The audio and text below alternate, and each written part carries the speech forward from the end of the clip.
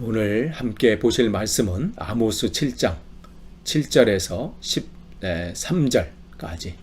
오늘은 7절에서 아모스 7장 7절에서 13절 말씀만 보겠습니다. 제가 봉독해 드리겠습니다. 또 내게 보이신 것이 이러하니라. 다림줄을 가지고 쌓은 담 곁에 주께서 손에 다림줄을 잡고 서셨더니 여호와께서 내게 이르시되 아모스야 내가 무엇을 보느냐. 내가 대답하되 다림줄이니이다. 주께서 이르시되 내가 다림줄을 내 백성 이스라엘 가운데 두고 다시는 용서하지 아니하리니 이삭의 산당들이 황폐되며 이스라엘의 성소들이 파괴될 것이라. 내가 일어나 칼로 여로보암의 집을 치리라 하시니라. 때에 베델의 제사장 아마샤가 이스라엘 왕 여로보암에게 보내어 이르되 이스라엘 족속 중에 아모스가 왕을 모반하나니 그 모든 말을 이 땅이 견딜 수 없나이다. 아모스가 말하기를 여로보암은 칼에 죽겠고 이스라엘은 반드시 사로잡혀 그 땅에서 떠나겠다 하나이다. 아마샤가 또 아모스에게 이르되 선견자야 너는 유다 땅으로 도망하여 가서 거기에서나 떡을 먹으며 거기에서나 예언하고 다시는 베델에서 예언하지 말라. 이는 왕의 성소요 나라의 궁궐인민이라. 아멘. 그저께 어제 많이 더우셨죠. 영국에서 그래도 6월에 한 이 정도 30도 정도 이렇게 한번 경험하는. 근데 이제 오늘 또 비고 아까 조금 전 비가 또 오더니 그래도 오늘은 조금 후덥증을 한 것이 조금 가신 것 같습니다. 또 더우면 더운 대로 또 그 안에서 또 우리가 그 시간들을 누리면 되고요. 또 추우면 추운 대로 또 뭐 이렇게 가운데 그렇게 누렸으면 또 그렇게 살아가는 것이죠. 근데 어떠한 상황 가운데서 우리가 기억할 것은 주님을 잊지 않는 거예요. 더위 가운데서든 추위 가운데서든 뭐 집에 홀로 있든 또 어디를 걷든 어떤 상황 가운데서든 주님을 놓지 않는 그러한 우리들이 되었으면 좋겠습니다. 지금 우리 금요 기도회 때 우리 지금 소선지자 그 소선지서 그런 이제 보고 있는데 이제 첫 번째로 지금 아모스서를 지금 살펴보고 있어요. 우리가 지난주는 아모스 7장 1절에서 6절 말씀을 봤고요. 오늘은 아모스 7장 7절에서 13절 말씀 보고 다음 주는 이제 7장의 끝인 14절서부터 이제 17절 말씀 이렇게 나누도록 할 겁니다. 지난주에 이제 말씀드린 것처럼 아모스는 이제 세 부로 이게 4부로 이렇게 구성되어 있다고 그랬어요. 1장, 2장 1부, 3장에서 4장이 2부. 그 다음에 5장서부터 이렇게 3장서부터 6장까지. 그 다음에 이제 7장서부터 이제 9장, 10절까지가 3부예요. 그러니까 1장, 2장, 그 다음에 3장서부터 6장. 그 다음에 이제 7장서부터 9장 10절이 3부고 그 나머지가 이제 4부로 끝을 맺는데 7장서부터 9장 10절까지는 5가지 환상에 대해서 나온다고 그랬어요. 그래서 그 중에서 특별히 7장은 3가지 이제 아모스가 하나님께로부터 본 환상이 이제 3가지가 나오게 되는데 지난주에 우리는 그 메뚜기 환상하고 불의 환상 그 2가지 환상을 살펴봤고요. 오늘은 그 이제 이 7장의 이제 3번째 환상인 이제 다림줄 그 환상을 이제 살펴보고 보려고 합니다. 그래서 지난주에 말씀드린 것처럼 하나님께서 그들에게 즉 북이스라엘에게 심판을 하시고 또 그 말씀을 하시는 것은 뭐라고 그랬어요? 심판이 목적이 아니라고 그랬어요. 그들이 돌이키고 회개하는 것이 목적이시죠. 그게 하나님이 바라시는 거예요. 그래서 계속해서 돌아오라 여호와께 돌아오라 이렇게 말씀 계속 하고 계시잖아요. 그러면서 또 이제 아모스에게 환상을 통해서 또 이렇게 말씀을 또 전하게 하시죠. 7절 보시면 또 내게 보이신 것이 이러하니라. 누가 보이신 거예요? 우리가 지난주 말씀 보면 1절하고 4절 똑같죠? 여호와께서 보게 하셨다. 여호와께서 보게 하신 거예요. 뭐 아모스가 뭐 꾸며낸 얘기도 아니고요. 뭐 그런 게 아니죠. 하나님께서 보여주신 환상을 그는 보고 또 이제 그것을 토대로 또 말씀을 전하잖아요. 그런데 이제 세 번째 환상을 뭐냐면 다림줄. 다림줄이 뭔가요? 우리가 뭐 벽을 쌓거나 또 건물을 올릴 때 그게 이제 수평이나 수직이 잘 맞도록 이렇게 줄을 이렇게 세워놓잖아요. 그래서 거기에 맞게 쫙 이렇게 세우잖아요. 그게 없으면 어떻게 해요? 생각은 뭐 이렇게 잘 세워질 것 같은데 어떻게 삐뚤빼뚤 되면서 나중에는 어떻게 해요? 높이 못 올라가잖아요. 뭐 어느 정도 뭐 요 정도 한두 뭐 두세 정도 뭐 그렇게 쌓을 때는 뭐 필요가 없겠지만 이게 성벽을 쌓는다든지 뭐 이렇게 건물을 쌓으려고 할 때는 굉장히 중요한 거죠. 바로 그건데 그 환상을 보여주시는 거예요. 그러면서 다림줄을 가지고 쌓은 담, 그러니까 성벽이겠죠, 성벽. 뭐 근데 곁에 주께서 손에 다림줄을 잡고 서 계셨다 하는 거예요. 지금 환상을 본 거예요. 환상을 봤는데 주님께서 그 줄을 딱 잡고 그 벽에 그 담에 여기 서 계시는 이 장면이 나옵니다. 그러니까 그 장면이 나오는 거예요.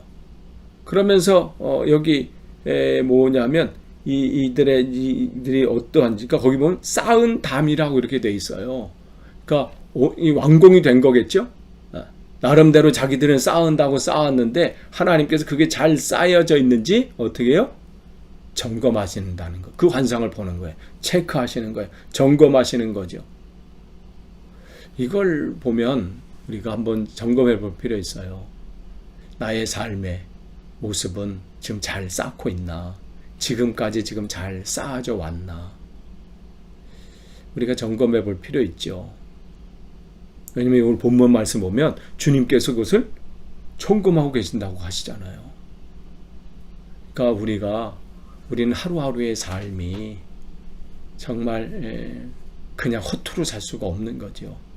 하나님께서 우리에게 이 땅에 보내시고 또 이곳에 우리를 심으신 분명한 목적이 있죠.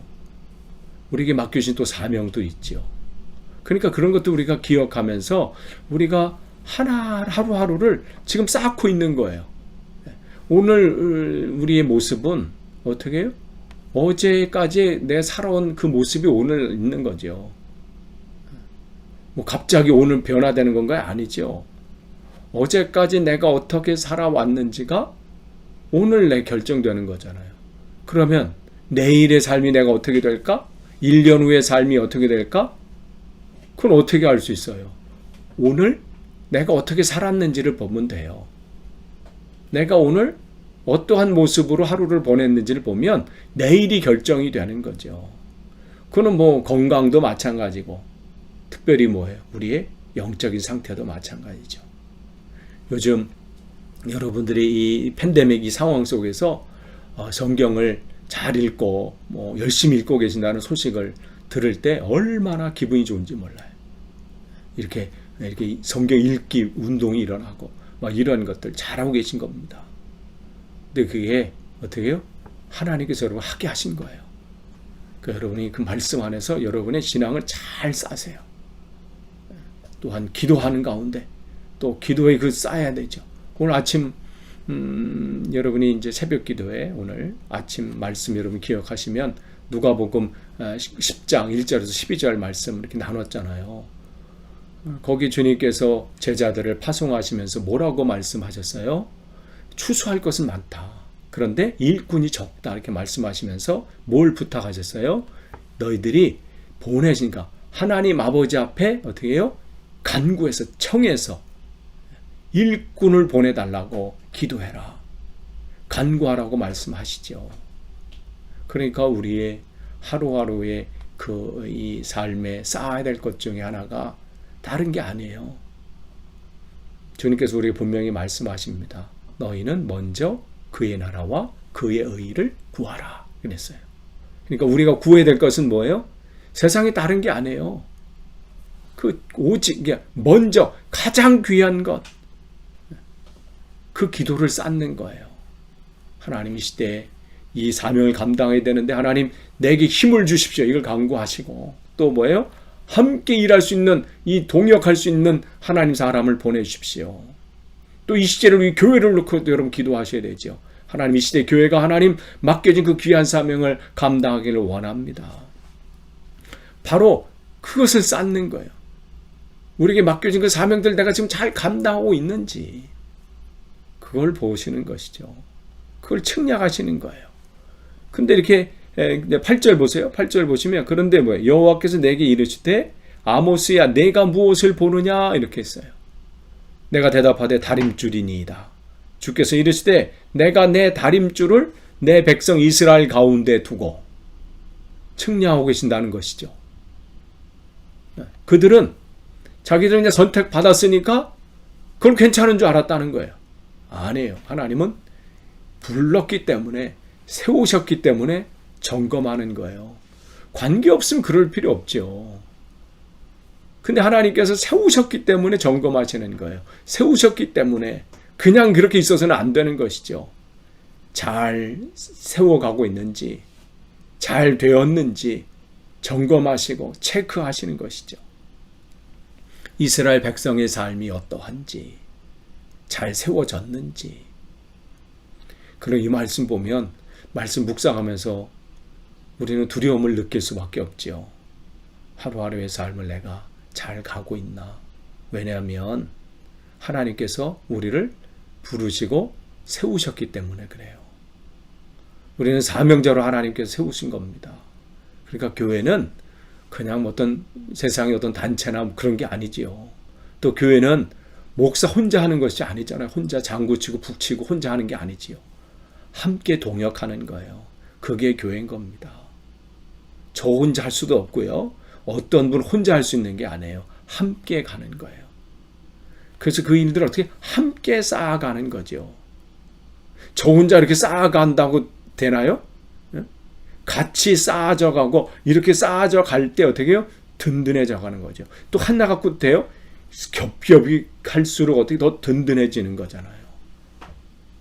그런데 어떻게 그 쌓아져 갈 때 어떻게 제대로 쌓아져 가야 된다는 거예요. 내 열심이나 뭐 내 의지나 내 것으로 그렇게 쌓아질 수는 있어요. 뭐 교회도 마찬가지잖아요. 뭐 교회 목사의 열심이나 열정이나 어떤 재능이나 뭐 지식이나 뭐 그걸로 얼마든지 꾸려나갈 수 있죠. 뭐 그런 어떻게 주님께서 바라시는 것은 뭐예요? 그러한 싸움이 아니에요. 잘 쌓아져야 돼요. 그렇지 않으면 어떻게 돼요? 결국은 무너져 버리기 때문에 그래요. 무너지면 어떻게 되겠어요? 그저께인가 얼마 전 어느 뉴스를 보니까 어떤 빌딩 안에 있는 그 이 실내 수영장 그 물탱크가 터져가지고 그 이 빌딩 유리창을 깨고 물이 그냥 바깥으로 폭포수처럼 떨어지더라고요. 야, 거기 밑에 사람이 안 지나가서 그게 다행이죠. 큰 사고 날 뻔했어요. 밑에 이제 차 좀 서 있는 그 차들은 좀 데미지를 입었지만 인명사고는 없더라고요. 나중에 또 이게 보니까 어떻게 제대로 안 한 거예요. 제대로. 그러니까 빠르게 뭘 한다고 되는 게 아니에요. 제대로 세워져 가야 되는 거예요. 교회 부흥도 마찬가지입니다. 여러분 교회 부흥하면 뭘 생각나세요? 교회가 여러분 우리 교회 부흥해 주십시오. 부흥되하기를 원합니다. 숫자 많아지는 거예요? 뭐 재정이 많아지는 거예요? 그건 부흥이 아니에요. 부흥은 뭐예요? 한 사람이라도 주님의 마음으로 가득 차서 그 안에 그 주님 아니고서는 견딜 수 없는, 그래서 한 영혼을 위해서 눈물을 쏟게 되고 한 잃어버린 영혼을 통해서 몸부림치게 되고, 그게 부흥이죠. 그게 부흥이에요. 이 시대의 부흥은 바로 그거예요. 그런 사람들이 모일 때 하나님 놀라운 역사가 나타난 거죠. 목적이 다른 데 있으면 안 돼요. 우리의 기도가. 목적은 뭐예요? 내 영혼이 바로 하나님 앞에 쌓아져 가는 거. 내 신앙이 제대로 쌓아져 가고요. 내 인격도 제대로 하나님과의 관계 속에서 쌓아져 가고요. 내 말도 하나님의 관계 속에서 말도 제대로 쌓아져 가고, 뭔가 제대로 그러니까 하나님께서 측량하고 계신다는 거예요. 그러한 교회 되길 원합니다. 우리 교회는 지금 그렇게 되고 있으면 저는 감사해요. 그러면서 더 하나님 앞에 간구하죠. 하나님 더 든든히 세워주십시오. 더 이렇게 세워져 나가길 원합니다. 저 혼자 애쓰는 것도 아니고 어떤 혼자 개인 애쓰는 게 아니라 합력하게 하옵소서. 동역하게 하옵소서. 근데 주님께서 내가 다림줄을 이스라엘 백성 가운데 두고 내가 지금 측량하고 있다. 그런데 그 다음에 뭐라? 다시는 용서하지 아니냐 이렇게 말씀하시잖아요. 그 얘기는 뭐예요? 제대로 세워지지 않았다는 거예요. 자기들 나름대로는 우리는 이 정도면 됐어. 우리는 뭐 이렇게 그동안 하나님께서 우리를 이렇게 이끄셨는데 하나님께서 참으신 건 모르고 하나님께서 기다리는지는 모르고 돌이키지 않죠. 그러니까 주님께서 내가 다시는 용서하지 않을 것이다. 지난주에 두 가지 환상 속에서는 이 아모스가 막 몸부림쳐서 기도했잖아요. 그 기도 때문에 하나님께서 이 뒤에 이제 후로 가서 그들을 두 번이나 용서해 주셨죠. 그런데 주님께서는 이제는 내가 용서하지 않을 것이다. 하나님께서 이스라엘 백성들이 무슨 특별해서 그 사람들이 무슨 대단해서 뽑은 게 아니잖아요. 전적인 하나님의 은혜거든요. 하나님이 목적하시고 계획하신 것에 하나님이 사용하신 것이지 그들이 무슨 대단하거나 특별해서가 아니에요. 그러니까 하나님께서 그들을 사용해서 나는 너의 하나님이 되고 너는 내 백성이 된다. 이 언약의 백성은 그 약속은 어떤 때 유효한 거예요? 그 약속이 지켜질 때예요. 약속이 지켜지지 않는데 그냥 가는 법은 없어요. 근데 오늘 하나님께서 어떻게 약속이 지켜지지 않으니까 어떻게 그 약속을 파기하시잖아요. 없애시잖아요. 그러니까 여러분이 기억해야 돼요. 나는 이제 교회 다니는 사람이니까 나는 구원 받았지. 아니에요. 구원을 어떻게 해요? 날마다 어떻게 해요? 구원을 이루어 가야 돼요. 우리가 방심할 때가 아니에요. 사단은 어떻게 해요? 조금만 틈만 있으면 뭐라고 그랬어요? 우는 사자와 같이 두루 다니며 삼킬 자를 찾는다. 그러니까 우리는 날마다 어제 은혜로 안 돼요. 오늘 또 주신 은혜를 사모하고 또 그 힘을 가지고 살아야 돼요. 날마다 우리가 육신의 양식을 먹고 하루를 또 살아가는 것처럼 그렇게 살아가는 거예요. 근데 그들은 그러지 못한 거죠. 그러니까 9절에 뭐라고 말씀하시냐면 이삭의 산당들이 황폐되며 이스라엘의 성소들이 파괴될 것이라. 그들이 어떻게 하나님께서 하실 것인지 선포하고 계세요. 여기 산당들 이렇게 나와요. 산당되는 것은 이스라엘 역사, 그러니까 그다음 출애굽해서 이스라엘 초기서부터 다윗왕 때까지, 다윗왕 시대까지는 산당에서 하나님께 예배하기도 하고 제사를 드렸죠. 그러나 이제 솔로몬 성전이 지어진 다음에는 하나님께서는 더 이상 거기 사지 말고 예루살렘 중심으로 해서 하나님께 예배하고 또 그렇게 했지만 여전히 그들은 그 산당을 버리진 않았죠.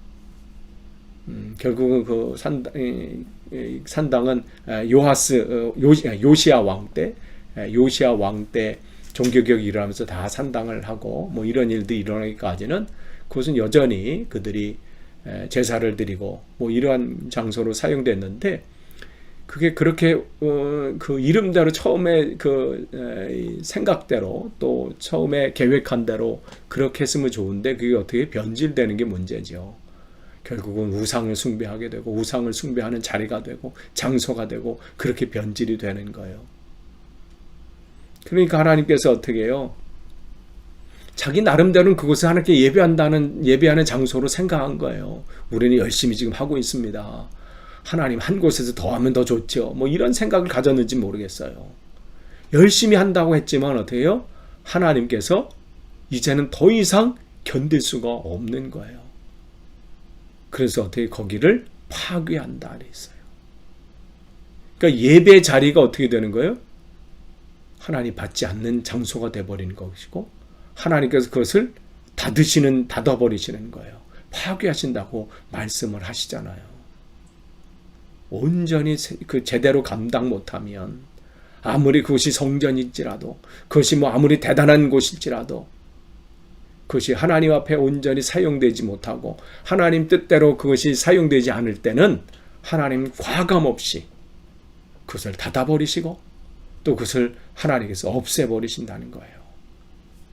이걸 보면 정말 이 시대에 우리 교회가 바로 서 있는지를 점검해 볼 필요 있어요. 우리가 모이는 교회가, 우리가 드리는 이 예배가 하나님이 기뻐하시는, 하나님이 측량하실 때 제대로 서 있는 예배인지, 내가 그런 예배자인지 우리가 점검해 볼 필요 있어요. 이것은 겉에 보이는 또 예배당, 또 뭐 성전, 그걸 넘어서 우리의 마음의 성전도 점검해 볼 필요가 있습니다. 내가 바울이 통해서 주님께서 말씀하시잖아요. 내 마음은 주께서 거하시는, 성령이 거하시는 성전인 줄 왜 알지 못하느냐. 우리의 성전은 지금 뭐가 지배하고 있습니까? 내 성전에 누가 계십니까? 이거 우리가 점검해 볼 필요가 있어요. 내 마음의 성전. 여러분, 우리가 집 안에도 만약에 엉뚱한 사람이 만약에 들어와서 거한다. 그럼 여러분 어떻게 보겠어요? 오늘 우리가 아까 저녁 먹기 전에 우리 옆집에 이제 한국 분이 사시거든요. 근데 거기 청년, 거기 아들, 거기 이제 딸하고 아들 이렇게 하나 있는데, 그 아들이 뭐 이렇게 옆에서 뭐 이렇게 만났는데 농구하고 싶다고 그래서 우리 집 거기 농구대 그 뒤에, 여러분 뒤에 보시나요? 지금 이 성경 구절 때문에 안 보이시네. 거기 농구대에서 하다 갔어요. 여러분, 만약에 그 아이가 우리가 허락도 하지 않고 모르는 아이인데 와서 막 농구하고 있다면 어떻겠어요? 그런 때는 뭐지? 이런 생각을 할 거 아니에요? 우리가 음식을 먹을 때도 마찬가지잖아요. 음식을 먹을 때 거기에 만약에 머리카락이 들어있다든지 뭐 이러면 그걸 그냥 드시겠어요, 여러분은? 아니죠. 걷어내든지 뭐 이렇게 조치를 취할 거 아니에요. 근데 우리의 마음의 성전은 어떤가요? 여러분의 마음에 누가 지금 계시나요? 누가 거기 다스리고 계시나요? 근데 우리는 이 마음의 성전은 우린 늘 방치할 때가 많아요. 그러니까 주님께서 그걸 점검하시는 거예요. 주인이 없으면 아무리 그거 예배하고 뭐 예배하는 성서가 되고 무엇을 하는 산당이 된다 할지라도 진정으로 하나님이 예배하는 그곳이 안 되면 어떻게 하나님께서 파괴하신다 그랬어요. 내가 일어나 칼로 여로보암의 집을 치리라. 이렇게 말씀을 하시죠. 우리 현실을 살펴봐야 됩니다. 그러면서 10장에 보면 때에 이제 이런 상황이 지금 아모스를 통해서 말씀이 선포되고 환상을 통해서 보게 되고 뭐 이러한 때에 어떻게 해요? 그쪽에 베델의 제사장, 북이스라엘의 제사장이죠. 아마샤가 이스라엘 왕 여로보암에게 사람을 보낸 거예요. 지금 아모스가 우리 와서 이런 짓을 하고 있습니다 하는 그거를 고발하는 거예요. 그러면서 이스라엘 족속 중에 아모스가 왕을 이제 배반하는 거죠. 반란을 일으킨다는 거예요. 그러면서 어떻게 이 모든 말을 이 땅이 견딜 수 없나이다. 무슨 말을 하냐면 뭐예요? 11절에 아모스가 말하기를 여로보암은 칼에 죽겠고 이스라엘은 반드시 사로잡혀 그 땅에서 떠나겠다 하나이다. 이거를 지금 고발하는 거예요. 지금 웬 사람이 와서 남쪽에 있는 이 사람이 와서 지금 우리나라 왕한테 지금 배반하는 소리를 하고 지금 반란 일으키는 소리하고 우리나라가 망한다든지 뭐 이런 얘기를 하고 있습니다. 이 얘기를 하는 거죠. 여러분, 정말 이 제사장이 아마샤가 베델, 즉 무슨 뜻이에요? 베델이 하나님의 집이잖아요. 하나님의 집, 하나님의 거하시는 그것에 온전히 거하는 제사장이라면, 이 사람이 영적으로 깨어 있다면 이런 아모스의 이 선포, 또 이 말씀, 이 속에서 뭘 깨달아야 돼요? 하나님을 볼 수 있어야죠. 자기들의 신앙의 상태를 점검해 볼 필요가 있었지요. 그런데 어떻게 해요? 영적으로 깨어있지 않으니까 뭐가 보이질 않는 거예요. 이 시대의 안타까움은 다른 데 있지 않아요. 영적인 지도자가 잠자고 있다는 거죠. 영적인 깨어 있어야 될 사람이 보지 못하는 이게 가장 안타까운 거예요.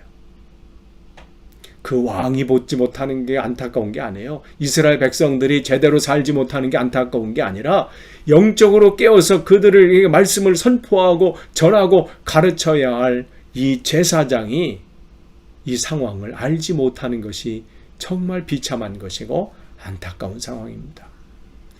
여러분이 성경을 읽으실 때 사사기를 보시면 여러분 사사기의 비극은 어디에 있습니까?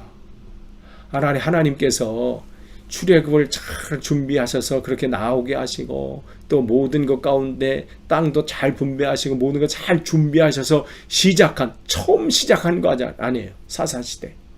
근데 그 시대가 왜 그렇게 더 죄악 가운데 그렇게 됐나요? 사사시대의 비극은 다른 데 있지 않습니다. 뭔가 부족해서 다른 사회적으로 부족해서가 아니라 어떻게 해요? 제사장들이 하나님의 말씀 가운데 서야 할 레위인들이 그 사명을 감당하지 못한 것이 그 시대의 비극이에요. 여러분, 그 시대 사사들이 뭐 했는지 한번 사사기에서 찾아보세요. 그 시대의 제사장들이 뭐 했는지 여러분이 사사기에서 한번 찾아보세요. 쉽지 않아요. 뭐 했는지가 없어. 갑자기 사라져버렸어요. 그 많은 사람이 어디 갔는지.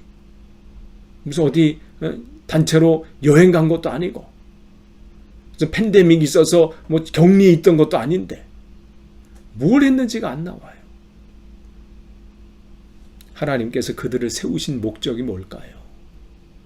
다른 그 지파에게는 다 땅을 분배하는데 왜 레위 지파들에게는 땅을 분배하지 않았을까요? 그들에게는 중요한 일이 있기 때문에 그래요. 그들의 일은 단순히 무슨 하나님 앞에 예배 드리는 거 준비하고 뭐 제사 준비하고 또 성전 그 성막을 관리하고 무슨 번제를 드리려서 나무를 태워야 되니까 나무 준비해서 장작을 패고 거기서 나오는 재 같은 걸 버리고 그런 일만 하라는 게 아니잖아요. 그것도 그들이 해야 될 일이지만 가장 중요한 것은 뭐예요? 그들이 자기가 차례가 아닐 때는 각 지파별로 ht어져서 그들에서 해야 될 일은 뭐예요? 가서 하나님 말씀을 가르치는 일이었어요. 그래서 평균적으로 이렇게 보면 레위 쌀 한 사람당 12명씩 맡아서 그들에게 하나님 말씀을 가르치는 그 운동이, 그러니까 말씀을 가르치는 그 일들이 그들이 해야 될 일이었습니다. 그런데 사사시대에 그 일들이 없었어요. 그게 비극입니다. 하나님 말씀이 선포되어지지 않고 가르침이 없고, 그러니까 성경은 사사기 맨 마지막 장은 뭐라고 끝을 맺습니까? 그때 이스라엘에 뭐가 없어요? 왕이 없으므로. 왕이 없다는 것은 뭐예요? 하나님이 왕이신데 그거예요. 그러니까 어떻게 해요? 그걸 가르치지 못한 거예요. 그러니까 어떻게 해요? 자기 소견에, 즉 자기 생각대로 사는 거예요. 그러니까 제사장과 즉 레위인들이 그 일들을 감당하지 못하니까 백성들은 자기 생각대로 사는 거예요. 그것을 우리가 보게 되죠. 그러니까 그 일들을 감당하지 못하니까 하나님께서 임시직으로 누굴 세운 거예요? 사사들을 세웠어요. 그런데 사사들도 보세요. 하나님 말씀대로 뭐 감당하고 뭘 하기도 하고 뭐 하지만 어때요? 제대로 하던가요? 여러분 입다라는 사사 한번 보세요. 아니 하나님 이 전쟁에서 이기게 하시면 내가 처음 만나는 사람을 내가 잡아서 하나님 앞에 제물로 드리겠습니다. 이게 지금 말이 되는 건가요? 사람을 잡아서 하나님이 그렇게 그래서 금하신 거거든요. 그런데 어떻게 해요? 가르침을 받지 못하니까 사살하는 사람도 하나님 내 전쟁에서 이기게 하시면 처음 내가 전쟁에서 이기고 우리 고향으로 우리 집으로 돌아가서 처음 만나는 사람을 내가 하나님 앞에 바쳐서 내가 드리겠습니다. 여러분 제일 처음 만난 사람이 누구예요? 그의 딸이잖아요. 결국 그 딸을 죽일 수밖에 없는 거예요. 이게 사사의 현실입니다. 가르침이 없으니까 삼손도 그렇고요. 그 시대에 정말 이 비극이 이거예요, 비극이. 그러니까 그들은 어떻게 해요? 그냥 제사장들 그 당시 한 건 뭐예요? 그냥 예배 준비하는 거. 또 거기 이제 장작 패는 거. 타고 나면 그 재들 모아다가 갖다 버리는 거. 그냥 성막을 관리하는 거죠. 성막 관리. 네. 여러분, 우리 교회가 이렇게 되지 않도록 특별히 저를 위해서 기도해 주시길 바랍니다. 목회자로 끝나지 않기를, 그냥 교회 관리자로 끝나지 않기를. 이 시대에 많은 교회들이 이렇게 전락하는 것은 아닌지 우리가 늘 점검해 봐야 돼요. 그냥 교회만 관리 잘해서 그냥 주일날 예배 한번 잘 드릴 수 있도록 그냥 관리만 잘하고, 그리고 그냥 보내고, 또 주일 되면 또 모일 수 있도록 세팅 다 해놓고, 그게 교회가 아니거든요. 또 그게 전부가 아니거든요. 목회자가 해야 될 일이 그게 다가 아니거든요. 그들이 그 삶 속에서 하나님 말씀대로 그 치열한 삶 속에 주님께서 말씀하신 내가 너희들을 보내는데 어린 양을 이리 가운데 보냄과 같다 말씀하시잖아요. 누가복음 10장에. 우리가 사는 그곳이 어떻게 해요? 이리 가운데 가는 그 삶 아니에요. 치열한 삶 아니에요. 영적인 싸움이 있는 곳 아닌가요? 그러려면 어떻게 돼요? 주일날 한번 예배 잘 드리면 그걸로 되나요? 아니죠. 순간순간 말씀으로 양육하고 깨어서 있어야 되고, 기도로 더 대적해야 되고, 그런 게 있어야 될 거 아니에요. 그 일들을 감당해야 되는데 어떻게 감당하지 못하는 거예요. 사사시대는 그랬어요. 그렇다 쳐 그러면 그럼 왕정시대, 왕이 세운 시대는 그럼 바뀌어졌나요? 어떻게 됐어요? 더했죠. 왕정시대 제사장들은 어떻게 해요? 왕의 눈치 보기에 바빴습니다. 왕이 어떻게, 마음은 어떻게 하나. 그러니까 하나님이 또 얼마나 답답하신지 또 사람을 보내잖아요. 그게 누구예요? 그게 예언자들이에요. 제사장들이 제대로 섰으면, 그 레위인들이 말씀을 가르치고 똑바로 우리 이렇게 살아서는 안 된다 하고 했다면 필요 없었죠, 예언자들이. 근데 말씀을 전해주는 사람이 없는 거예요. 엘리 제사장은 어떤가요? 사무엘상 3장 보시면 1절에 그 시대 영적인 상태를 보고 있어요. 그 시대에 말씀이 희귀하고 흔히 이상이 보이지 않는다. 왜 말씀이 희귀해요? 왜 하나님 말씀, 그때는 하나님께서 입을 닫고 계신가요? 말을 해도 듣지 못하니까, 말씀을 하셔도 듣지 못하니까 그 시대를 말씀이 희귀하다 이렇게 말씀하시는 거예요. 그러니까 뭐가 안 나타나요? 하나님의 능력이 안 나타나는 거예요. 그걸 흔히 이상이 나타나지 않는다 이렇게 표현하죠. 그러면서 3장 2절 보시면 그 당시 제사장의 뭐라고 표현하겠냐면 엘리 제사장이 거기서 눈이 어두워 보지 못한다. 그는 나이가 많아서 그걸 표현하는 게 아니에요. 그 영적인 상태예요. 그러면서 그가 어디서 자고 있어요? 자기 처소에서 자고 있다. 잘 수 있죠. 자기 집에서 자는 게 잘못됐나요? 근데 그 다음을 비교하려고 그래요. 그 다음에 누가 나와요? 3장 3절인가요? 사무엘이 등장하잖아요.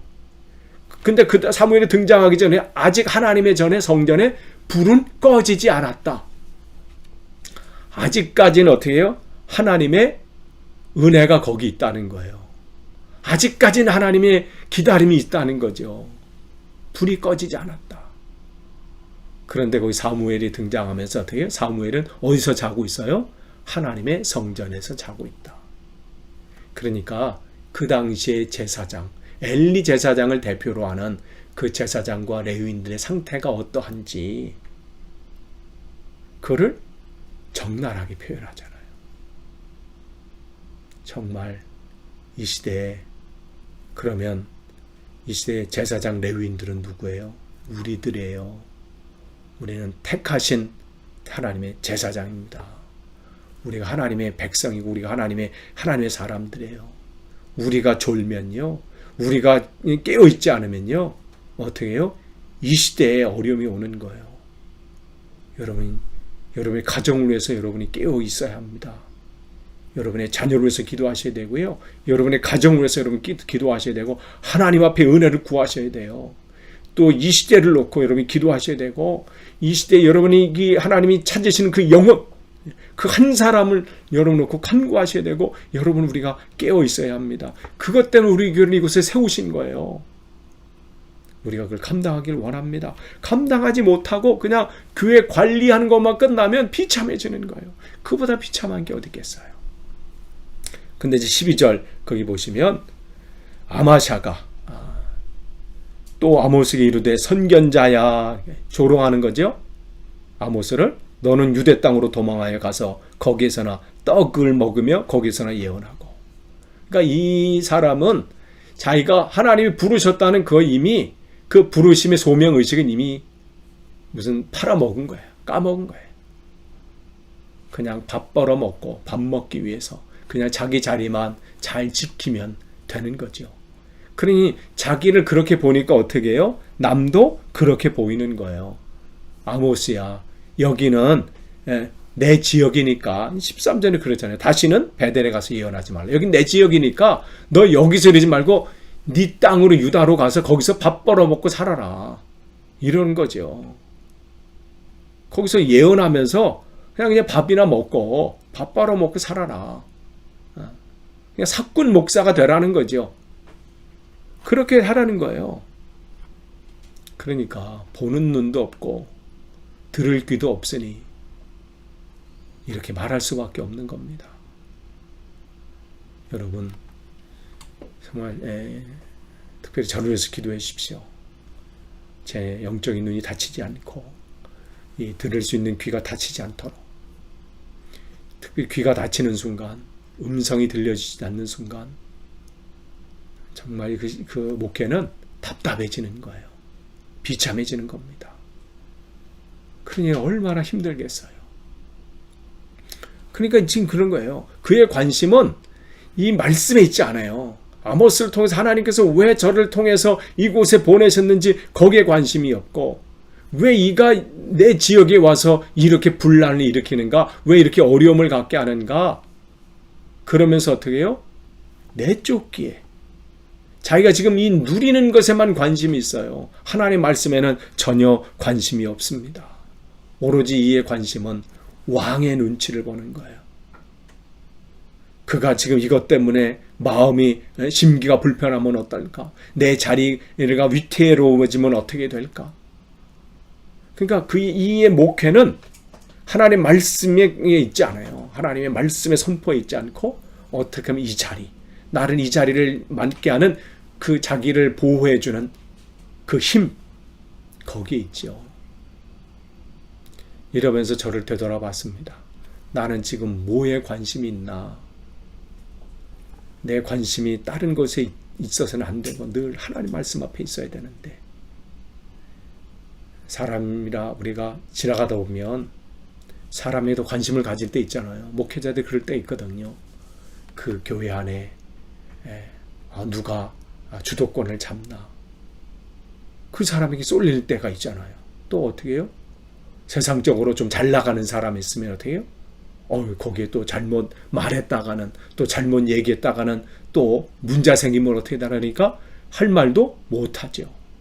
하나님 말씀의 복음을 증거해야 되는데, 어느 분이 이러더라고. 요즘은 교회에서 회개하라 이 말씀 못한대요.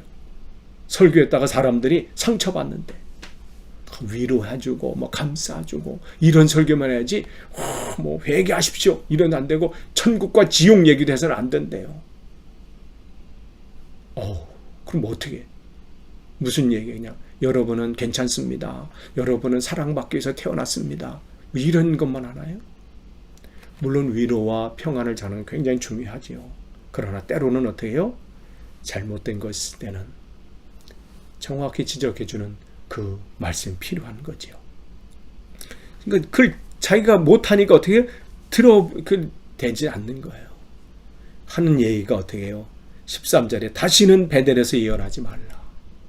떠나라는 거지. 여기 내 지역이니까 그러면서 여긴 내가 알아서 할 테니까 당신이 신경 쓰지 말고 가라는 거예요. 그리고 여기는 뭐라고 그래요? 하나님의 성소가 아니에요. 뭐라고 말하고 있어요? 왕의 성전이요. 왕의 성소요. 즉 이의 관심은 누구라는 거예요? 하나님이 아니에요. 왕이에요. 인간적인 왕. 나라의 궁궐이다. 그 사람이 무슨 말을 하느냐에 보면 그 사람이 지금 뭐에 사로잡혀 있고 뭐에 관심이 있는지를 알아요. 그러니까 그 말은 그 사람의 인격이라고 그러잖아요. 그 사람이 그 말은 그의 인격이라고 하는데 우리가 보면 알죠.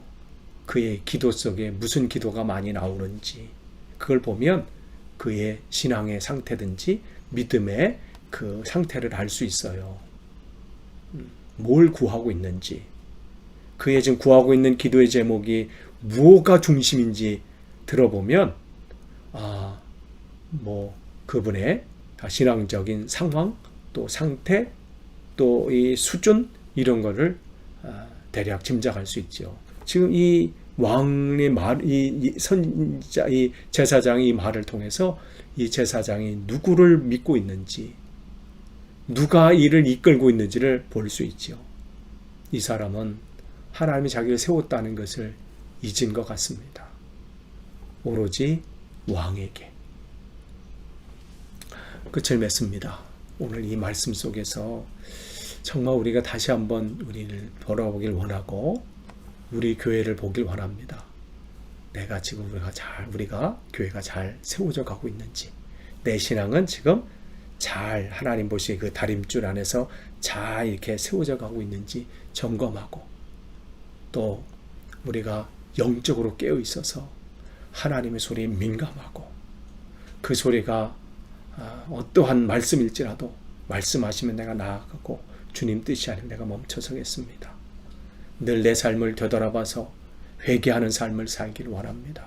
그렇게 다시 한번 우리의 삶을 또 우리 신앙을 되돌아보는 귀한 시간이 되었으면 좋겠습니다.